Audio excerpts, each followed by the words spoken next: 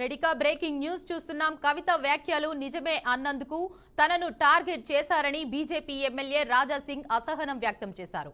Social మీడియాలో వ్యతిరేకంగా పోస్టులు పెడుతున్నారని, దొంగలు అందరూ ఒక్కటయ్యారని ఆరోపించారు. అందుకే తనపై సోషల్ మీడియాలో వార్ ప్రకటించారని రాజా సింగ్ విమర్శించారు.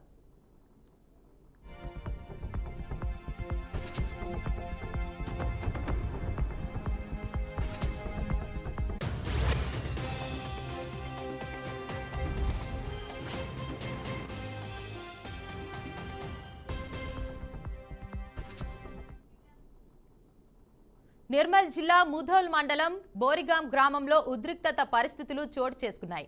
గ్రామ శివారు స్థలంలో హనుమాన్ విగ్రహం ముందు స్థలంలో బుద్ధుని విగ్రహం ఏర్పాటు చేసి బుద్ధ పూర్ణిమ వేడుకలు చేస్తుండగా గ్రామస్తులకు దళిత సంఘాలకు మధ్య ఘర్షణ చోటు చేసుకుంది.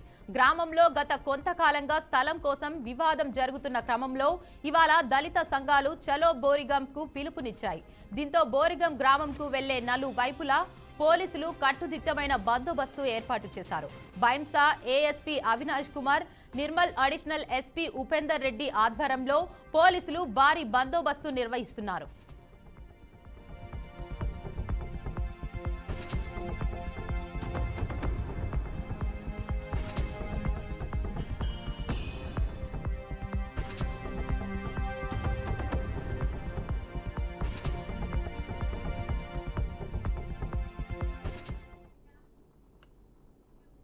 మరో బ్రేకింగ్ న్యూస్ చూస్తున్నాం. హైదరాబాద్ నగరంలోని మధురా నగర్లో ఒక అపార్ట్మెంట్లో అగ్ని ప్రమాదం చోటు చేసుకుంది. దీంతో ఆ ప్రాంత పరిసరాల్లో తీవ్ర భయాందోళనలు నెలకొన్నాయి. ఒక అపార్ట్మెంట్లోని 2వ అంతస్తులో గల ఏసీలకు సంబంధించిన కంప్రెషర్లు పేలిపోయాయి. ఇక పేలుడు దాటికి ఫ్లాట్లోని మంటలు ఒక్కసారిగా ఎగసిపడ్డాయి. ఊహించని పరిణామంతో అపార్ట్మెంట్లో నివసిస్తున్న వారు భయాందోళనకు గురయ్యారు. ఏం జరుగుతుందో అర్థం కాని అయోమయ పరిస్థితిలో ప్రాణాలను కాపాడుకునేందుకు తమ ఇళ్ల నుంచి బయటకు పరుగులు తీశారు. సమాచారం అందుకున్న వెంటనే అగ్నిమాపక శాఖ అధికారులు, సిబ్బంది సంఘటనా స్థలానికి చేరుకున్నారు. 2 ఫైర్ ఇంజన్ల సహాయంతో మంటలను అదుపులోకి తీసుకురావడానికి తీవ్రంగా ప్రయత్నించారు. అగ్నిమాపక సిబ్బంది శ్రమించి మంటలు ఇతర అంతస్తులకు వ్యాపించకుండా నిరోధించారు.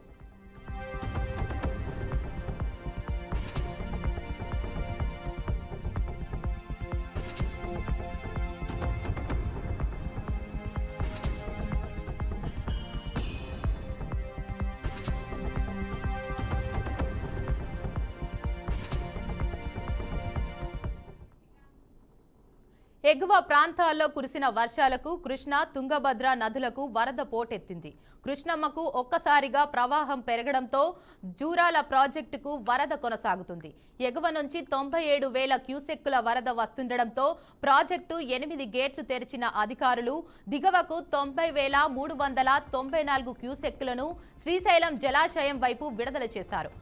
ప్రాజెక్టు పూర్తిస్థాయి నీటి నిల్వ సామర్థ్యం 9.657 టీఎంసీలు కాగా ఇప్పుడు 7.740 టీఎంసీలు ఉన్నాయి.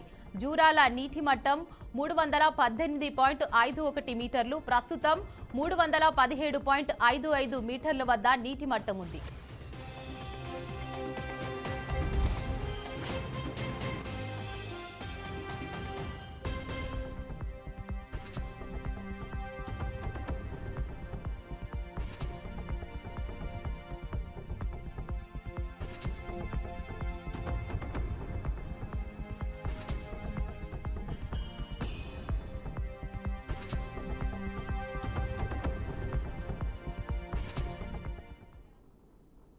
ఆపరేషన్ కగార్ పేరుతో బీజేపీ దుశ్చర్యలకు పాల్పడుతోందని ఎమ్మెల్యే కవిత విమర్శించారు. మావోయిస్టుల కేంద్ర కమిటీ ప్రధాన కార్యదర్శి నంబాల కేశవరావుతో సహా ఎన్కౌంటర్లో చనిపోయిన మావోయిస్టుల మృతదేహాల అప్పగింతలోనూ కనీసం మానవత్వం చూపలేదని మండిపడ్డారు.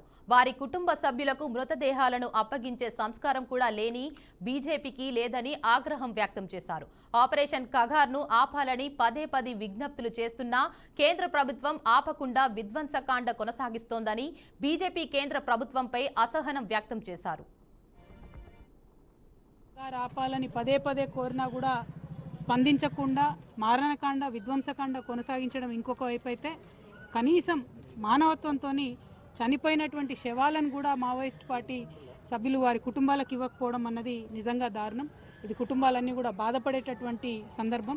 ఈ వైఖరిని మేము తీవ్రంగా ఖండిస్తున్నాం. ఇవాళ మీరు దేశవ్యాప్తంగా ఉన్న పరిస్థితి చూసుకుంటే భారతీయ జనతా పార్టీ ఆపరేషన్ కగార్ పేరుతోని మరి చేస్తున్నటువంటి దుశ్చర్యలను మనం చూస్తూ ఉన్నాం. మరి మావోయిస్ట్ పార్టీ జనరల్ సెక్రటరీ గారు నంబాల కేశవరావు గారు వారు ఎన్కౌంటర్లో మృతి చెందితే కనీస మానవత్వం చూపించి అంతిమ సంస్కారం కోసం కుటుంబ సభ్యులకు మృతదేహాన్ని ఇచ్చేటటువంటి సంస్కారం కూడా లేనటువంటి పార్టీ భారతీయ జనతా పార్టీ. ఈ వైఖరిని మేము చాలా తీవ్రంగా ఖండిస్తున్నాం. ఆపరేషన్ కగార్ ఆపాలని పదే పదే కోరినా కూడా స్పందించకుండా మారణకాండ విధ్వంసకాండ కొనసాగించడం ఇంకొక వైపు అయితే కనీసం మానవత్వంతో చనిపోయినటువంటి శవాలను కూడా మావోయిస్ట్ పార్టీ సభ్యులు వారి కుటుంబాలకు ఇవ్వకపోవడం అన్నది నిజంగా దారుణం. ఇది కాంగ్రెస్ జై హింద్ ర్యాలీ సభల పేరుతో దేశ సైనికులను అవమానిస్తోందని కేంద్ర మంత్రి కిషన్ రెడ్డి మండిపడ్డారు.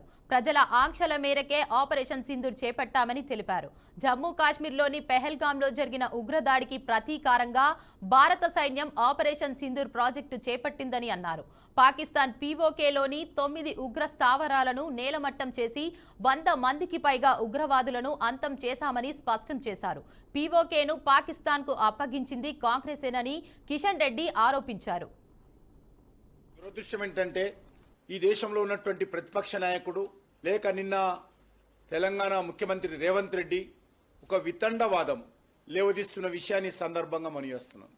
రాహుల్ గాంధీ అలా బావగారు రాబర్ట్ వాద్రా లేక రేవంత్ రెడ్డి ఈ ముగ్గురు రాళ్ళు దేశ సైనికులను అవమానం చేసే విధంగా వాళ్ళు చేసినటువంటి పోరాటాలను తక్కువ చేసే విధంగా మాట్లాడుతున్నటువంటి విషయాన్ని ఈ సందర్భంగా మనవిస్తున్నాం. రాహుల్ గాంధీ అడగాల్సింది ఎన్ని రఫేల్ విమానాలు కూలిపోయినాయో కాదు, ఎంతమంది ఉగ్రవాదులు చనిపోయారో అడుగుంటే దేశ ప్రజలందరూ సంతోషపడేవాళ్ళు. ఏ రకంగా మన సైనికులు పాకిస్తాన్ మీద విరుచుకపడ్డారో వైమానిక దాడుల ద్వారా కావచ్చు, మనకున్నటువంటి ఆధునికమైనటువంటి టెక్నాలజీ ద్వారా కావచ్చు, మన మిజైల్స్ ద్వారా కావచ్చు అడిగినుంటే సైనికులు కూడా సంతోషపడేవారు. మనం పాకిస్తాన్ ఎయిర్ బేస్లను మన సైనికులు భారతదేశంలో కూర్చొని ఏ రకంగా మిజైల్స్ ద్వారా అతలాకుతలం చేశారో రాహుల్ గాంధీ, రేవంత్ రెడ్డి, రాబర్ట్ వాద్రా అడిగినుంటే చాలా సంతోషపడేటువంటి వాళ్ళు.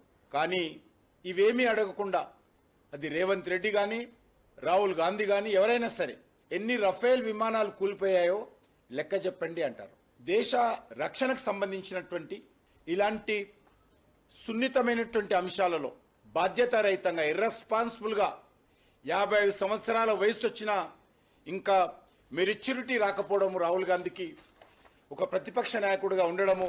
సూపర్ 6 పథకాలు అమలు చేయడంలో కూటమి ప్రభుత్వం విఫలమైందన్నారు మాజీ మంత్రి అంబటి రాంబాబు.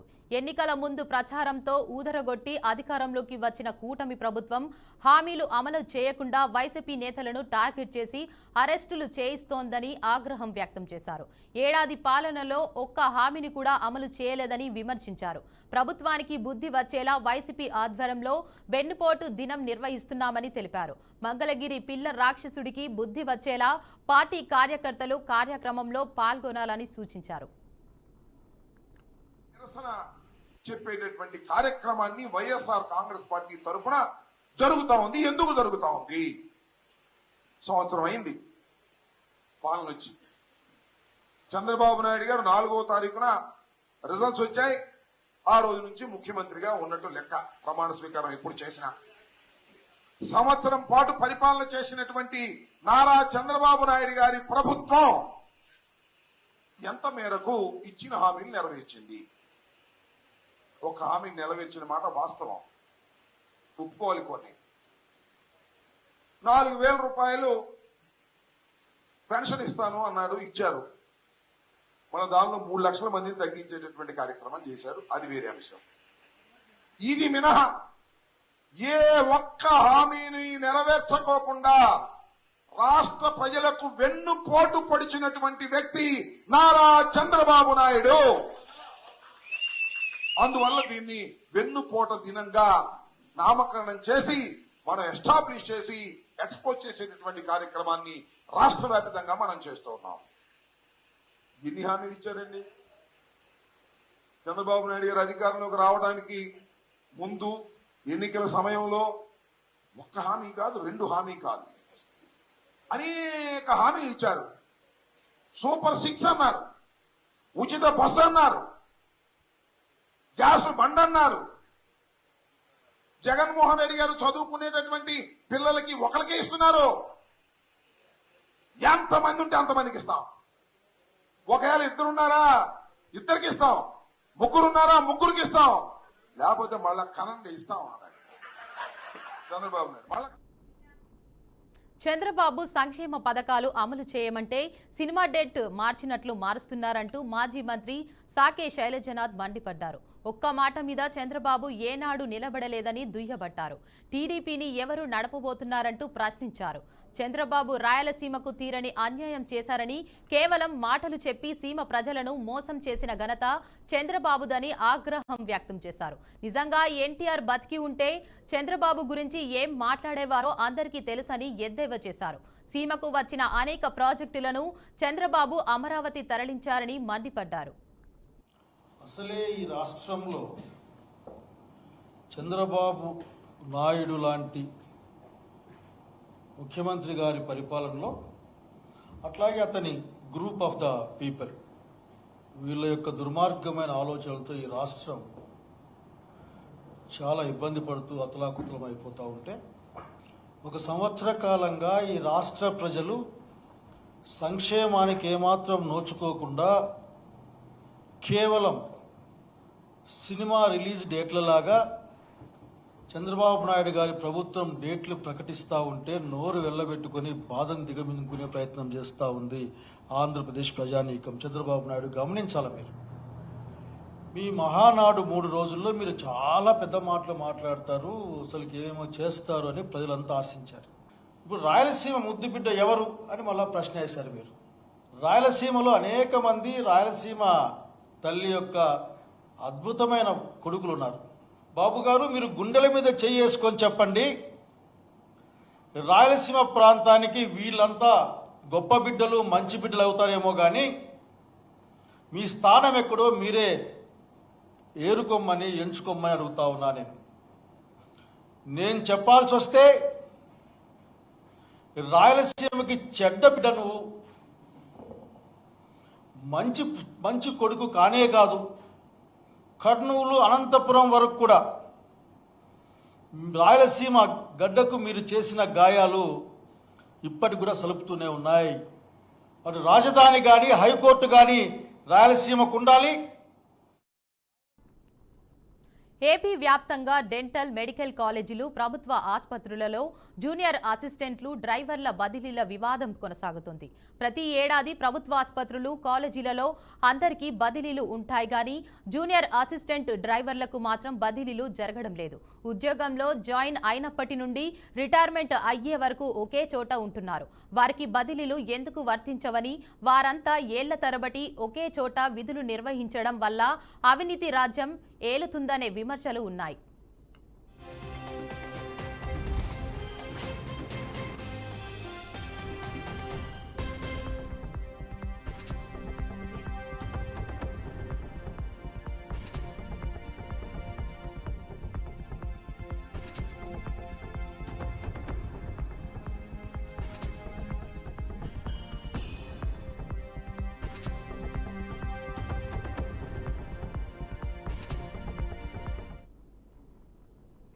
జూనియర్ అసిస్టెంట్లు, డ్రైవర్ల కేడర్ బదిలీలపై టీఎన్టీయూసీ యూనియన్ నాయకుడు కె విజయకుమార్ లోకాయుక్తలో కేసు వేశారు. ఈ కేసుపై విచారించిన లోకాయుక్త ఈ కేడర్ అంతా జిల్లా అధికారి డిఎంహెచ్ఓ పరిధిలోకి వస్తుందని, అపాయింట్మెంట్ ఏ కేడర్లో చేసుకున్నా కూడా వారిని బదిలీలు చేసే అధికారం డిఎంహెచ్ఓకి ఉంటుందని తీర్పునిచ్చింది. లోకాయుక్త తీర్పును సవాల్ చేస్తూ హైకోర్టుకి వెళ్లారు. హైకోర్టు కూడా లోకాయుక్త తీర్పుని సమర్థించింది. లోకాయుక్త తీర్పుని గాని, హైకోర్టు తీర్పుని గాని రాష్ట్ర వ్యాప్తంగా ఎక్కడా అమలు చేయడం లేదు.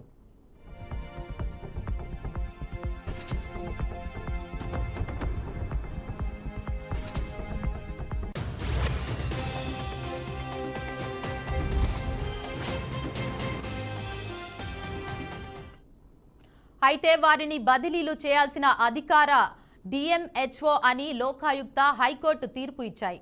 హైకోర్టు తీర్పుకు కట్టుబడి కాకినాడ డిఎంహెచ్ఓ వారందరినీ బదిలీ చేశారు. కానీ మిగిలిన జిల్లాలో అధికారులు మాత్రం అమలు చేయలేదు. డిఎంహెచ్ఓ అధికారులకు ఈ కేడర్ బదిలీలపై సరైన అవగాహన లేకపోవడం వల్ల జూనియర్ అసిస్టెంట్లు మిగిలిన కేడర్ ఒకే చోట సంవత్సరాల తరబడి తిష్ట వేసుకొని ఉంటున్నట్లు పలు ఆరోపణలు ఉన్నాయి.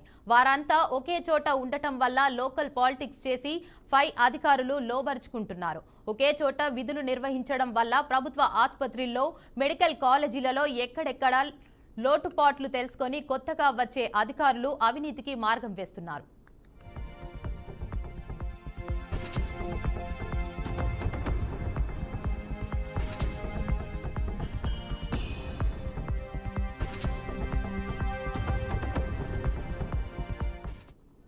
Vijayawada medical board nursing college వ్యవహారాలు చక్కదిద్దడం, ప్రిన్సిపాల్ కి పర్సనల్ అసిస్టెంట్లుగా పనిచేయడం, అవినీతి సొమ్మును వసూలు చేసి ఇస్తున్నారని విమర్శలు ఉన్నాయి. ఇక డ్రైవర్లు అయితే చివరకు శవాలను కూడా వదలడం లేదని, అంబులెన్స్లు, మహాప్రస్థానం వాహన డ్రైవర్లు అయితే అవినీతిలో అరితేరారని ఆరోపణలు ఉన్నాయి.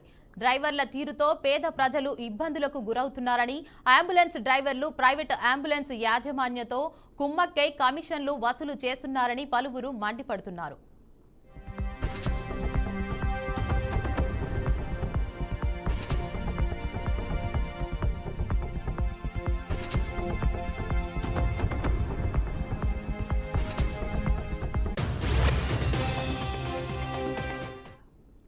ఇటీవల విజయవాడ ప్రభుత్వ ఆసుపత్రిలో రాజస్థాన్ కి చెందిన వ్యక్తి మరణించగా ఆ బాడీని రాజస్థాన్ తీసుకెళ్లేందుకు 2.5 లక్షలు ముక్కుపిండి మరీ వసూలు చేశారని విమర్శలు ఉన్నాయి. ప్రభుత్వ ఆసుపత్రులు, వైద్య కళాశాలలో ఉన్న డ్రైవర్లు పై అధికారులను బ్లాక్మెయిల్ చేస్తూ లోకల్ పాలిటిక్స్ నడుపుతూ ఇష్టానుసారంగా రెచ్చిపోతున్నారు. జూనియర్ అసిస్టెంట్లు, డ్రైవర్లపై అధికారులు చర్యలు తీసుకుంటే అధికారులపైనే ఫాల్స్ పిటిషన్లు పెట్టి బ్లాక్మెయిల్ చేస్తున్నారని ఆరోపణలు ఉన్నాయి. అందుకే జూనియర్ అసిస్టెంట్లకు, డ్రైవర్లకు పై అధికారులు భయపడుతున్నారనే ప్రచారం జరుగుతోంది.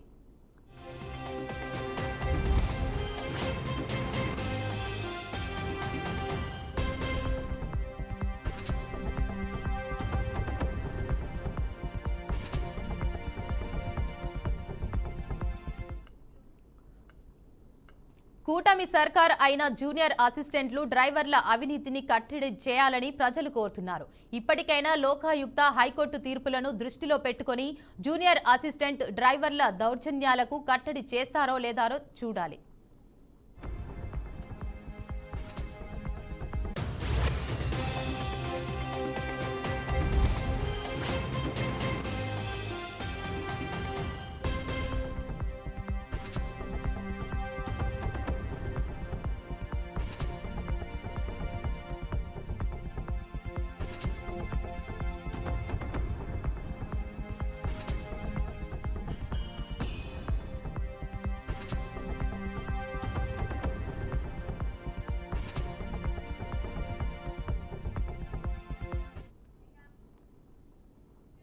హైదరాబాద్ యాచారం పోలీస్ స్టేషన్ పరిధిలో దారుణం చోటు చేసుకుంది. ఇందిరమ్మ ఇల్లు రాలేదని తీవ్ర మనస్తాపానికి గురైన ఓ వ్యక్తి ఉరేసుకొని ఆత్మహత్య చేసుకున్నాడు. చింతపట్ల గ్రామానికి చెందిన దొడ్డి అశోక్ అనే వ్యక్తి ఇందిరమ్మ ఇళ్లకు దరఖాస్తు చేసుకున్నాడు. కానీ ఎంపికలో తన పేరు లేకపోవడంతో ఉరేసుకొని బలవన్మరణానికి పాల్పడ్డాడు. తన చావుకు కారణం ఇల్లు రాకుండా చేసిన కాంగ్రెస్ నాయకులని చేతిపై రాసుకొని ఆత్మహత్య చేసుకున్నాడని సిఐ నందీశ్వర్ రెడ్డి తెలిపారు. చెప్పారు. మళ్ళీ నెల రోజులకు అయినాక ఇప్పుడు రాలేదని చెప్పి మా డాడీ ఇప్పుడు ఇంటికి వచ్చి ఎవరికి తెలియకుండా ఊరేసుకుండు. గవర్నమెంట్ మాకు ఏ విధంగానైనా సహాయం చేయాలని కోరుకుంటున్నాం. మేము ముగ్గురం అక్క చెల్లెళ్ళం. మా డాడీ పెద్ద దిక్కు కానీ ఇప్పుడు మా డాడీ లేకుండా పోయిండు. 1 ఎకరా భూమి ఇవ్వాలి, అదేవిధంగా అతని భార్యకు ప్రభుత్వ ఉద్యోగం ఇవ్వాలి, అతనికి ఇల్లు లేదు కాబట్టి ఇందిరమ్మ ఇల్లు కేటాయించాలి. ఆ విధంగా కేటాయించిన తర్వాతనే మేము ఇక్కడ నుంచి శవాన్ని తీయడం జరుగుతుంది. ఎవరైనా ఎమ్మెల్యే గారు వస్తారా, ప్రభుత్వం నుంచి ఎవరైనా అధికారులు వచ్చి మాకు రైటింగ్లో హామీ ఇచ్చిపోవాలి. అప్పటి వరకు ఈ ధర్నా ఆగేది లేదు, ఇది మేము తీసేది లేదు. కాబట్టి తొందరగా మమ్మల్ని గుర్తించి అధికారులు వచ్చి ఇక్కడ అశోక్ కుటుంబాన్ని న్యాయం చేయాలని మేము కోరుకుంటూ చింతపట్ల గ్రామం తరఫున డిమాండ్ చేస్తున్నాము. 1 ఎకరా భూమి ఇవ్వాలి, అదేవిధంగా అతని భార్యకు ప్రభుత్వ ఉద్యోగం ఇవ్వాలి, అతనికి ఇల్లు లేదు కాబట్టి ఇందిరమ్మ ఇల్లు కేటాయించాలి. ఆ విధంగా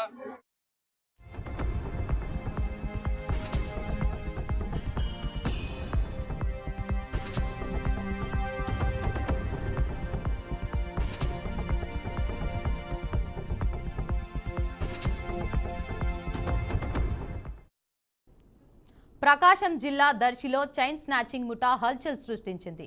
అర్ధరాత్రి గ్రామంలోకి ప్రవేశించి 2 చోట్ల దొంగతనానికి పాల్పడ్డారు. నిద్రిస్తున్న సమయంలో 2 మహిళల మెడలో చైన్లను లాక్కెళ్లారని కుటుంబ సభ్యులు తెలిపారు. దొంగలను పట్టుకునేందుకు ప్రయత్నించామని, కానీ అప్పటికే ఆ 2 పారిపోయారని చెప్పారు. ఘటనపై కేసు నమోదు చేసి పోలీసులు దర్యాప్తు చేపట్టారు. రాత్రి 2 గంటల సమయాన మేము భార్య భర్త నిద్రపోతుంటే దొంగలు వచ్చారు. 2:30 శవర సీను లాక్కొని ఎత్తుకుని వెళ్ళిపోయారు. పోలీసులు సమాచారం ఇచ్చాము. ఇచ్చిన తర్వాత వాళ్ళు వచ్చి ఎంక్వైరీ చేస్తున్నారు. నా పేరు ముప్పరాజు నాగేశ్వరరావు, మాది వీరాయపాలెం. రాత్రి 12:30 గంటలకి మా ఇంటికి 2 దొంగలు వచ్చారు. గోడ మీద నుంచి దూకి మా భార్య మెడలో, ముప్పరాజు పద్మావతి మెడలో నుంచి బంగారం కట్ చేసి మళ్ళీ గోడలో నుంచి దూకి వెళ్ళిపోయారు. వాళ్ళని మేము వెంబడించాం, మాకు చిక్కలేదు. మేము పోలీసులు తెల్లారి 5 గంటలకు వచ్చి ఎంక్వైరీ చేస్తున్నాం. నా పేరు ముప్పరాజు నాగేశ్వరరావు, మాది వీరాయపాలెం. రాత్రి 12:30. బీహార్ రాజధాని పాట్నా ఎయిర్పోర్ట్లో వైభవ్ సూర్యవంశీ తన కుటుంబ సభ్యులతో వెళ్లి దేశ ప్రధాని నరేంద్ర మోదీని కలిశాడు. ఈ విషయాన్ని మోదీ తన ఎక్స్ ఖాతా ద్వారా వెల్లడించారు. పాట్నా విమానాశ్రయంలో యువ క్రికెట్ సంచలనం వైభవ్ సూర్యవంశీని అతడి కుటుంబ సభ్యులను కలవడం జరిగిందని పోస్ట్ చేశారు. దేశవ్యాప్తంగా ప్రస్తుతం అతడి క్రికెట్ నైపుణ్యాలను అందరూ ఎంతగానో ఆరాధిస్తున్నారని, ఈ యువ క్రీడాకారుడి ప్రతిభ నిజంగా అద్భుతమని అన్నారు. చిన్న వయసులోనే క్రికెట్లో అతడు కనబరుస్తున్న ప్రతిభ, ఆట పట్ల అతడికున్న అంకితభావం ప్రశంసనీయమన్నారు. దేశంలోని నలుమూలల నుంచి వైభవ్ ఆట తీరుకు ప్రశంసలు వెల్లువెత్తుతున్నాయని తెలుసుకొని చాలా సంతోషించానని తెలిపారు. వైభవ్తో మాట్లాడినప్పుడు అతడి కళ్లల్లో క్రికెట్ పట్ల ఉన్న తపన, ఏదో సాధించాలనే పట్టుదల స్పష్టంగా కనిపించాయని పోస్టులో తెలిపారు. ఇలాంటి యువ ప్రతిభావంతులే దేశానికి గర్వకారణమని, అతడి కుటుంబ సభ్యులు కూడా ఎంతో ప్రోత్సాహాన్ని అందిస్తున్నారని అర్థమైందని మోడీ చెప్పారు.